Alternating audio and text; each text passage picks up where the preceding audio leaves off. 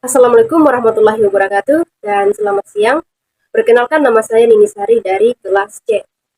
Tujuan saya membuat video ini adalah sebagai pengganti midtest di mata kuliah kurikulum merdeka. Jadi di video ini saya akan menjelaskan tentang apa itu kurikulum merdeka dan apa itu modul ajar. Baik, lanjut saja. Pertama saya akan membahas tentang apa itu kurikulum merdeka. Jadi kurikulum merdeka itu adalah sebuah pendekatan baru dalam pendidikan yang bertujuan untuk memberikan fleksibilitas atau kebebasan kepada siswa untuk menentukan jalur pendidikan mereka. Tujuannya adalah untuk membawa perubahan yang lebih signifikan dalam pendidikan Indonesia dengan menghadirkan pendekatan yang lebih adaptif, inklusif, dan relevan dengan tuntutan zaman. Yang ketiga, keunggulan dari kurikulum merdeka. Yang pertama, fokus pada materi esensial, kemudian yang kedua, pelayanan bagi pengembangan karakter, dan yang ketiga, fleksibilitas. Kemudian yang keempat, struktur kurikulum merdeka. Yang pertama ada intrakurikuler, yaitu berisi muatan, seperti mata pelajaran dan muatan lokal. Kemudian yang kedua, ekstrakurikuler, yaitu kegiatan di luar kurikulum. Kemudian yang ketiga ada proyek P5 atau proyek proyek pembuatan profil pelajar Pancasila.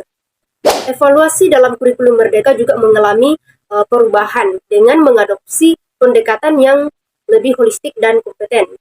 Ini artinya bahwa pencapaian siswa diukur bukan hanya pada pengetahuan akademisnya, tetapi juga diukur bagaimana siswa menerapkan pengetahuan dan keterampilan mereka berdasarkan kehidupan nyata. Kemudian yang terakhir ada penilaian di dalam kurikulum merdeka. Yang pertama, asesmen awal, kemudian asesmen formatif, dan yang terakhir asesmen sumatif. Selanjutnya kita masuk di pembahasan modul ajar. Jadi modul ajar itu adalah salah satu jenis perangkat ajar dalam kurikulum merdeka yang telah dirancang secara lengkap dan sistematis sebagai panduan atau pedoman guru dalam melaksanakan kegiatan pembelajaran. Kemudian komponen-komponen dalam modul ajar yang pertama informasi umum, kemudian yang kedua capaian dan tujuan pembelajaran, yang ketiga detail rancangan penggunaan, kemudian yang keempat detail pertemuan.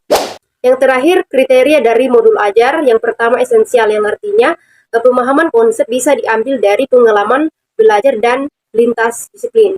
Kemudian yang kedua menarik, bermakna, dan menantang, artinya bisa menarik minat siswa dalam belajar.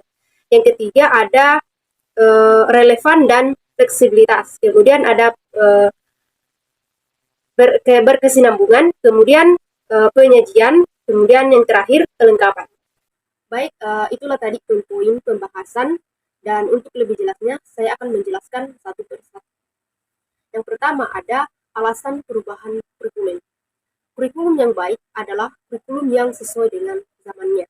Kurikulum bersifat dinamis dan terus dikembangkan atau diadaptasi sesuai konteks dan karakteristik murid demi membangun kompetensi sesuai kebutuhan mereka kini dan di masa depan. Yang kedua ada struktur kurikulum merdeka.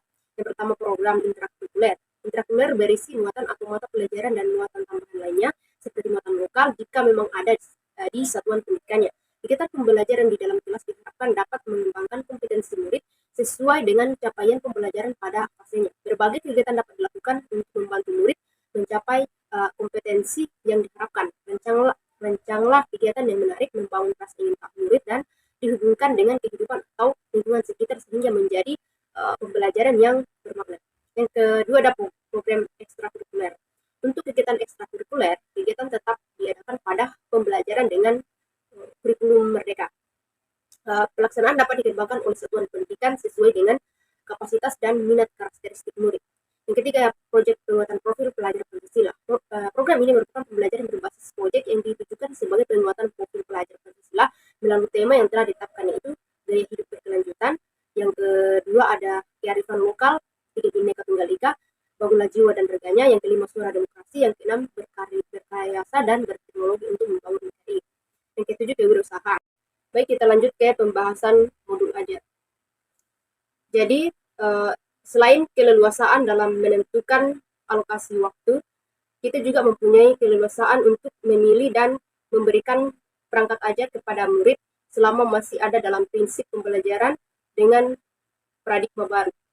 Jadi, perangkat ajar bukan saja melalui buku teks, tetapi bisa menggunakan media lain seperti modul terbuka, modul proyek, buku non-teks, video, dan media cetak atau digital. Capaian pembelajaran atau CP merupakan tujuan akhir di setiap fase pembelajaran siswa.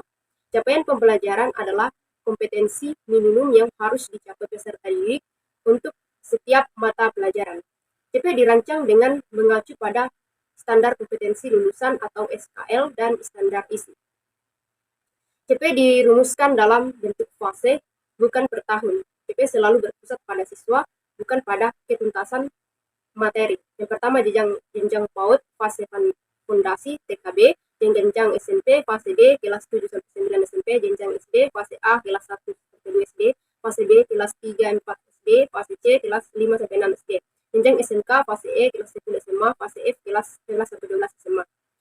Kemudian komponen modul ajar lengkap. Yang pertama, komponen modul ajar, yaitu fase capaian modul ajar, yang kedua jumlah jam pelajaran, 3 model belajar, 4 tujuan pembelajaran, yang kelima dimensi Pancasila, yang keenam pengetahuan atau keterampilan prasyarat, kemudian komponen detail modul ajar pertemuan. Yang pertama ada bahan terbuka, yang kedua pemahaman bermakna, pertanyaan semantik, indikator keberhasilan, asesmen, sarana dan prasarana, rencana kegiatan. Kemudian ada lampiran. Yang pertama lembar aktivitas, rubrik penilaian, bahan terbuka lain yang relevan. Asesmen dalam modul ajar. Yang pertama asesmen awal. Pembelajaran asesmen awal, pembelajaran dapat dilakukan untuk mengidentifikasi kebutuhan belajar peserta didik dan hasilnya digunakan untuk merancang pembelajaran yang sesuai dengan tahap capaian peserta didik.